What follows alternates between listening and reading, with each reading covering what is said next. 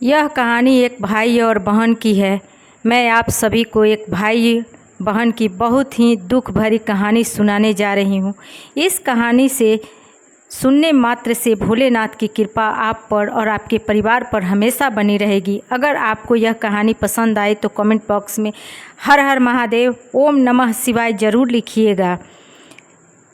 चलिए कहानी को सुनते हैं। एक समय की बात है, किसी गांव में ग्वाला अपने बीवी बच्चों के साथ रहता था। वह अपने इस छोटे से परिवार से बहुत खुश था।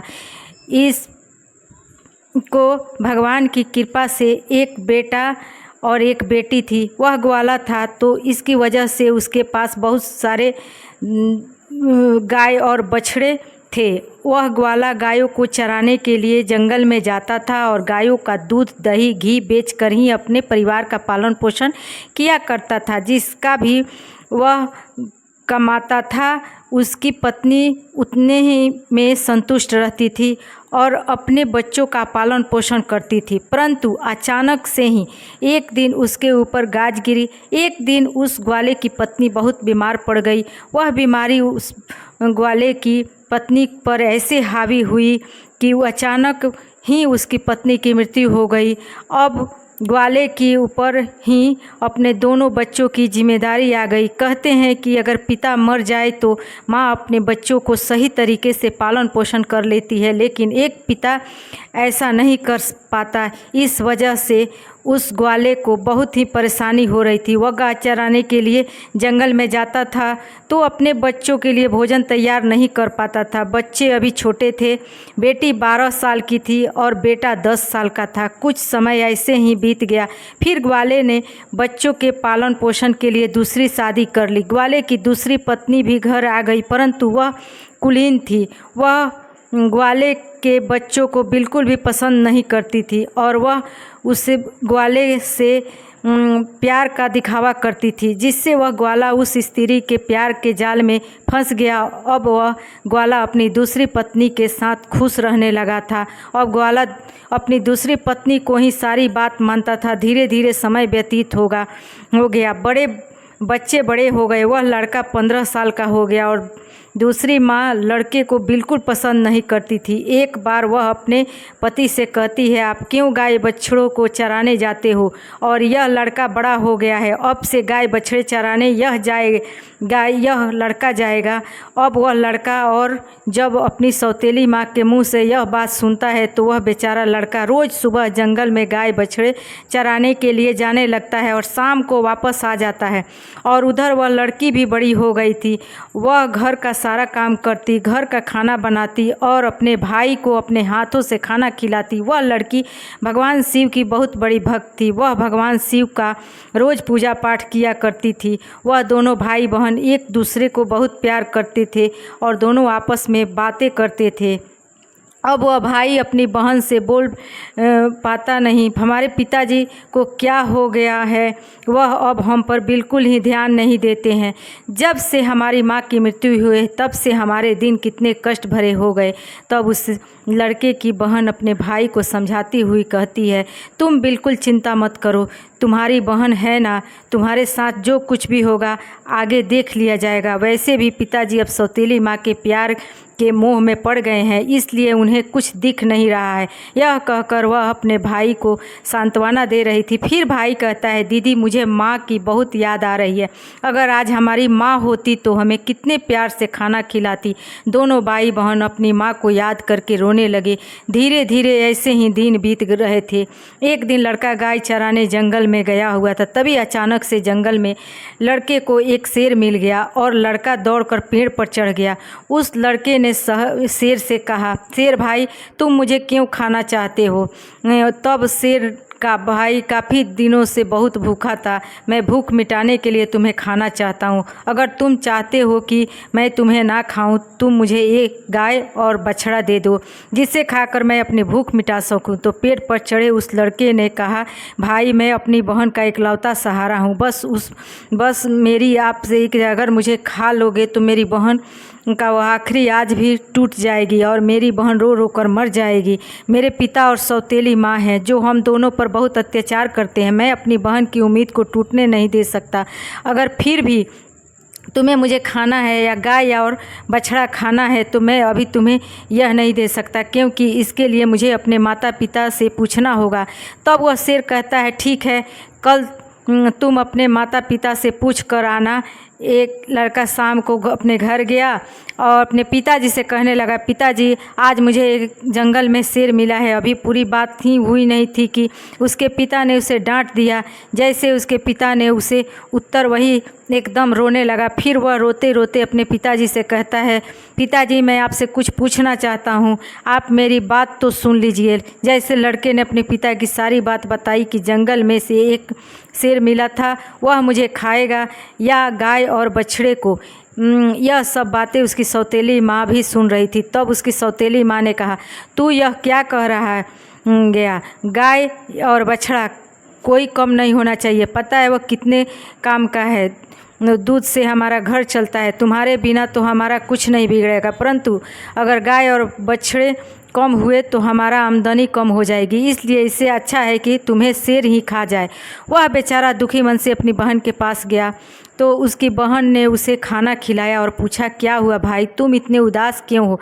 तब उस लड़के ने सारी बात अपनी बहन को बताते हुए कहा, मेरी प्यारी बहन, आज मैं जब जंगल गया, जंगल में गाय बछड़ा चराने गया था, तब वहाँ एक शेर आ गया। वह मुझे खाने के कहने लगा। मैंने उसे बताया कि मेरी बहन मेरे बिना बेसहारा हो जाएगी। तब उसने कहा कि ठीक है, मैं तुम्हारे गाय बछड़े को ही खा लूँगा।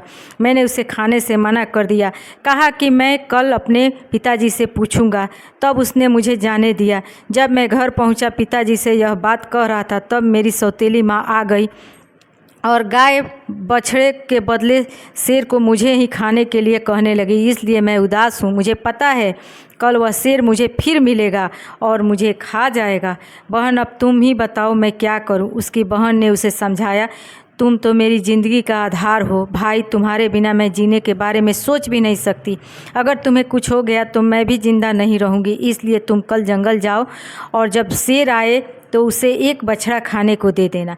अगर गाय जिंदा रहेगी तो बच्चे और आ जाएंगे, परंतु तुम्हारे जैसा भाई मैं कहाँ से लाऊंगी? और हाँ, मैंने सुना है कि पिता ने कहा था कि अगर शेर तुझे खा जाएगा तो और भी हो जाएगा। और भाई ने कहा ठीक है। बहन, दूसरे दिन जो लड़का जंगल में गया, शेर उसका इंतज़ार कर रहा था। शेर ने कहा, कहो तुम अपने माता पिता से आज्ञा लेकर आए हो या मैं तुम्हें खाऊं? तब लड़के ने सारी बात शेर को बताई और कहा, मेरी बहन ने कहा है कि तुम एक बच्चे को खा लो। फिर शेर एक बछड़े को लेकर अपनी गुफा के तरफ चला गया और लड़का खुशी खुशी अपने गाय चराने लगा। शाम को घर लौटने पर उसके माता पिता गाय और बछड़े को गिनती करने लगे। एक बछड़ा कम था तो सब लड़का शेर को दे दिया। इस बात पर दोनों बहुत गुस्सा हो गए, उसे मारने पीटने लगे। उसके पिता ने उसे डंडे से इतना मारा कि वो बेहोश होकर ज़मीन पर गिर पड़ा। उसकी बहन यह सब देख रही थी और उसे बहुत गुस्सा आ रहा था कि उसके भाई को बिना किसी दोष के मारा जा रहा है, लेकिन वह कर भी क्या सकती थी। जब उसके माता पिता चले गए तो बहन अपने भाई को उठाकर कमरे में ले गई और उसे पर पानी की चित करने लगी। जब हुआ होश में आया तो उसने पानी पिलाया, खाना खिलाया और दोनों भाई बहन बहुत देर तक रोते रहे। फिर बहन ने कहा, भाई अब तुम्हारा यहाँ घर पर रहना खतरे से खाली नहीं है। मेरे पास माँ की एक निशानी है, यह अंगूठी है। तुम यह अंगूठी पहन लो और यह घर छोड़कर चले जाओ। अगर तुम जीवित रहोगे तो मुझे उम्मीद रहेगी और हम कभी ना कभी ज़रूर मिल जाएंगे। कम से कम हम अलग होकर भी साथ तो रहेंगे। और भाई को बहन की सारी बातें समझ में आ गई। उसने कहा, बहन तुम ठीक कह रही हो, लेकिन मैं तुम्हें यहाँ अकेला छोड़कर कैसे चला जाऊँ? हमारी सौतेली माँ तुम पर भी तो अत्याचार करती है। तब बहन बोली, भाई अगर तुम ठीक रहोगे तो मैं सब सहन कर लूँगी, लेकिन तुम यहाँ से चले जाओ। भाई अपनी बहन की बात मान लेता है। अब बहन एक धागा उठाती है और उसे भाई की कलाई पर बांध देती है। फिर वह बहन अपने भाई से कहती है, भाई यह मेरी निशानी है, जब भी हम मिलेंगे तो यह देखकर एक दूसरे को पहचान लेंगे। तुम यह धागा टूटने मत देना। भाई ने कहा ठीक है। जब दोनों भाई बहन बातें कर रहे थे तो उसकी सौतेली माँ उन सब की बातें सुन रही थी। तब वह मन में सोचने लगी, अच्छा यह बात है, अब मैं मज़ा चखाती हूँ। जब वह लड़का लड़की सो गए तो सौतेली माँ ने अपने पति से कहा, मुझे इस लड़के का मांस खाना है। पति ने कहा, ठीक है, अगर तुम्हारी ज़्यादा इच्छा हो रही है तो मैं अभी इसका मांस लेकर आता हूँ। उसका बाप स्त्री के मोह में था, इसी के वजह से वह निर्दयी और इतना कठोर हो गया था। उसने अपने बेटे को उठाया और बाहर ले गया। इसके बाद कुल्हाड़ी से उसके छोटे छोटे टुकड़े कर दिए। फिर वह टुकड़े लेकर अपनी पत्नी के पास आए और बोला, यह लो, खा लो। तब उसकी पत्नी ने उन टुकड़ों की सब्जी बनाई और चावल बनाया। फिर उसने खाली लिए और एक पति के लिए और अपने लिए, और उसके मन में विचार आया कि उसकी बहन कैसे भूल सकती हूँ। आखिर भाई बहन का बहुत गहरा प्यार था। अब इस प्यार में इसके भाई का मांस जरूर खिलाना चाहिए। सौतेली माँ ने बहन को बुलाया, एक थाली में उसके लिए भी लगाया और कहा, खा। तब वह सोचने लगी कि इतने प्यार से तो माँ कभी मुझे खाना नहीं दिया, ज़रूर कोई बात है। जब खाना खाने लगी तब बहन ने देखा कि थाली में वह उंगली आ गई जिसमें वह अंगूठी थी जो उसकी माँ की निशानी थी, जिसे उसने अपने भाई को दिया था। बहन तुरंत समझ गई क्योंकि वह सुबह से ही अपने भाई को खोज रही थी, लेकिन उसे उसका भाई कभी नहीं दिखाई दिया। उसकी शक यकीन में बदल गया और रोने लगी। तुरंत वहाँ से उसका अपने कमरे में चली गई। तब उसे बड़े बुजुर्गों की बात याद आई। किसी इंसान की मुक्ति तब तक नहीं होती जब तक उसकी अस्थियां नदी में विसर्जित नहीं होती। उसने सोचा, मेरे भाई की भी तो मुक्ति कभी नहीं होगी, यह लोग तो उसे मारकर खा गए। तभी उसने वह उंगली उठाई, चलते चलते नदी के किनारे पहुंच गई और वहाँ वो उंगली को अपने हाथों में लेकर ज़ोर ज़ोर से रोने लगी और भगवान शिव को याद कर रही थी। हे भगवान, आपके होते हुए ऐसा कैसे हो सकता है? मेरा भाई मुझे कैसे दूर हो सकता है? मेरे साथ ऐसा नहीं होना चाहिए था, क्योंकि वह लड़की बहुत धार्मिक थी। वह रोज़ भगवान शिव की पूजा करती थी, सोमवार का व्रत रखती थी और हमेशा भगवान से यही प्रार्थना करती थी कि हे भगवान, मेरे भाई की रक्षा करना। उस दिन भी वह रोते हुए कह रही थी, हे भोलेनाथ, मेरा इस संसार में कोई नहीं है। एक भाई था, उसे भी तुमने ले लिया। माँ को तो पहले छीन लिया था और मैं किसके लिए जीवित रहूँगी? मैं अब अकेले कैसे रहूँगी? और मैं भी इस नदी में कूदकर अपनी जान दे दूँगी। फिर उसने वह उंगली नदी में डाल दी और भगवान भोलेनाथ से प्रार्थना करने लगी, हे भोलेनाथ, मेरे भाई को मुक्ति देना। वह जहाँ कहीं भी है, उसकी आत्मा को शांति मिले। जैसे ही वह नदी में कूदने वाली थी, उसने देखा कि उंगली उसने नदी में डाली है, वह तोता बनकर उड़ गया, नदी के पास एक पेड़ पर जाकर बैठ गया। फिर तोता ने कहा, बहन तू दुखी होती है, मैं तेरा भाई हूँ। बहन, तुमने यह बहुत अच्छा किया कि तुमने वह उंगली नदी में डाल दी। इससे मेरी मुक्ति हो गई और मुझे तोता का जन्म मिल गया। बहन, बहुत चिंता मत करो, मैं तोता बनकर भी तुम्हारे हर तरह से मदद करूंगा। हम दोनों आपस में बहुत सारे बातें किया करेंगे। यह देखकर बहन बहुत खुश हुई कि चलो, मेरा भाई मेरे साथ तो है, किसी भी रूप में सही। फिर बहन घर वापस आ गई। सौतेली माँ उससे सारा काम करवाती और बहुत खुश होती थी। वह मन ही मन खुश हो चली, इसका कोई भाई नहीं है, इसके भाई से तो पीछा छूट गया। लेकिन वह लड़की जल्दी से अपना काम पूरा करती और बगीचे में आ जाती, जहाँ उसका भाई उसका इंतज़ार करता रहता था। दोनों भाई बहन खूब बातें करते। वह अपनी बहन को अच्छे अच्छे फल खिलाता था। सावन का महीना चल रहा था। लड़की सावन के महीने में पूजा पाठ करती थी। सावन सोमवार का व्रत रखती थी और पूजा पाठ करने के बहाने ही वह बगीचे में जाती थी। भाई ने बहन से कहा, बहन तुम चिंता मत करना, यदि माँ पिताजी तुम्हारे यहाँ ना आने दे तो मैं घर के बाहर किसी डाल पर तुम्हें बैठा दिखाई दूंगा। बहन बहुत खुश थी और मन ही मन बहुत खुश रहने लगी। एक दिन उसे बहन ने अपने भाई से कहा, भैया बहुत जल्द रक्षाबंधन का त्यौहार आने वाला है, तो आपकी राखी भी बांध दूंगी। अब उसे भाई ने सोचा, मुझे अपनी बहन के लिए कुछ ना कुछ करना ही होना चाहिए। एक तो यह मेरी निर्दयी माता पिता के साथ रहती है, जो उन्हें मेरे साथ किया, कहीं मेरी बहन के साथ ना कर दे। भाई ने मन में विचार किया, मुझे उनसे बदला लेना होगा। फिर उसने भगवान से प्रार्थना की, हे भगवान, मेरी बहन की रक्षा करना। तभी वह तोता एक लोहार के पास गया। जब वह तोता लोहार के पास पहुंच गया तो उसे लोहार से तोते से कहा, पिता ने मारा, माँ ने मरवाया, बहन सरासर हुई थी। मैं हरियल तोता बन उड़ाया। अब उसे लोहार को तोते की बात कुछ समझ नहीं आई। फिर वह लोहार कहने लगा, तुम क्या कह रहे हो? मुझे तो कुछ भी समझ में नहीं आया। फिर उसने वही बात दोहराई, पिता ने मरवाया, माँ ने मरवाया, बहन सरासर रोई, मैं हरियल तोता बन उड़ाया। तोता को बोलता हुआ देखकर उस लोहार को उसकी बात सुनने का मन हुआ। वह कहने लगा, तुम मुझे खुल कर बताओ, तुम क्या कहना चाहते हो? तब तोता ने सारी बातें लोहार को बताई। लोहार तोते की बात सुनकर कहता है, हे स्वान, तुम्हारी ज़िंदगी बहुत दुख भरी है। यह सुनकर मुझे रोना आ रहा है। तुम बताओ, तुम मुझसे क्या चाहते हो? अगर तुम चाहो तो मैं तुम्हारे लिए अपना जान भी दे सकता हूँ। तब तोते ने कहा, मुझे कुछ नहीं चाहिए, बस तुम मेरे लिए एक ऐसी कटार बना दो जो तलवार से भी तेज हो। लोहार ने कहा, ठीक है भाई। फिर उस लोहार ने तोते के लिए कटार बनाई। जब वह कटार बन गई तो तोते ने कहा, इस कटार को मेरे पंख में छुपा दो। लोहार ने कटार को तोते के पंख में छुपा दी। वह तोता वापस पेड़ पर आ गया। उसने अपनी बहन को कुछ नहीं बताया। उसकी बहन उससे मिली, बातें की, साथ में भोजन किया और वह घर वापस चली गई। अगले दिन वह तोता एक सोनार के पास गया और तोते ने सोनार से भी वही बातें कही। बाप ने मारा, माँ ने मरवाया, बहन सरासर रोई, मैं हरियल तोता बन उड़ाया। सोनार ने कहा, तुम क्या कह रहे हो? मुझे कुछ समझ नहीं आ रहा है। वह फिर से वही कहने लगा।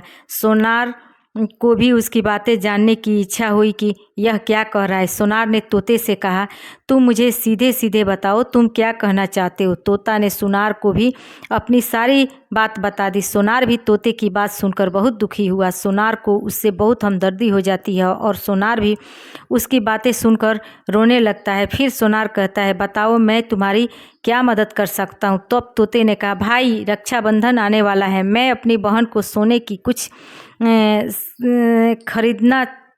खरीद कर देना चाहता हूँ, तो तुम मेरी बहन के लिए गहने बना दो। तोते की बात सुनकर सोनार ने कहा, बस इतनी सी बात, बताओ क्या क्या बनाना है। फिर सोनार ने उसकी बहन के लिए कुछ गहने बना दिए। फिर क्या था, तोते ने उससे बहुत धन्यवाद दिया और कहा, तुम यह गहने मेरी गर्दन में डाल दो। यह सोनार ने वह गहने उसकी गर्दन में डाल दी। फिर तोते उड़कर इस पेड़ पर आ गया जिस पेड़ पर वह रहता था और उस पेड़ के कोटा में वह गहने रख दिए। धीरे धीरे समय बीतता गया। फिर रक्षाबंधन का त्यौहार भी आ गया। उसकी बहन उसकी राखी बांधने आई। दोनों भाई बहन बहुत खुश थे। तोते ने सारे गहने अपने बहन को दे दिए। गहने पाकर बहन बहुत खुश हुई। फिर उसने पूछा, भाई तुम्हारे पास यह गहने कहाँ से आए? तब तोते ने कहा, मेरा एक सुनार दोस्त है, उसने मुझे बना दिया है। फिर बहन खुशी खुशी घर चली गई। जब सौतेली माँ ने उस गहने पहने हुए देखा तो जल भून गई और वह मारते हुए बोली, यह गहने तू कहाँ से चोरी करके आई है? तब उसने कहा, माँ मैं यह गहने कहीं से चुराया नहीं है, यह तो मेरे भाई ने मुझे दिया है। जो एक तोता है वह सौतेली माँ को पूरी बात नहीं बताती है, उसका भाई ही तोता बन गया है। उसने कहा, एक तोता है, वह मुझसे बातें करता है और मैंने उसे अपना भाई बना लिया है, उसी ने मुझे यह गहने दिए हैं। तब सौतेली माँ सोचने लगी कि कौन ऐसा तोता है इसका भाई बन गया है। जैसे तैसे तो एक भाई से मैंने पीछा छुड़ाया, अब यह दूसरा भाई कहाँ से आ गया? फिर दूसरे दिन उसकी माँ उस तोते को ढूंढने जंगल में जाती है। तभी उसे तोता दिखाई पड़ता है। वह तोते को पकड़ने की कोशिश करती है लेकिन तोता उसके हाथ में नहीं आता है। जब वह सौतेली माँ थक हार कर वहाँ बैठ जाती है तब कुछ देर बाद फिर तोते को पकड़ने की कोशिश करने लगती है लेकिन तोता उसकी पकड़ में नहीं आता है।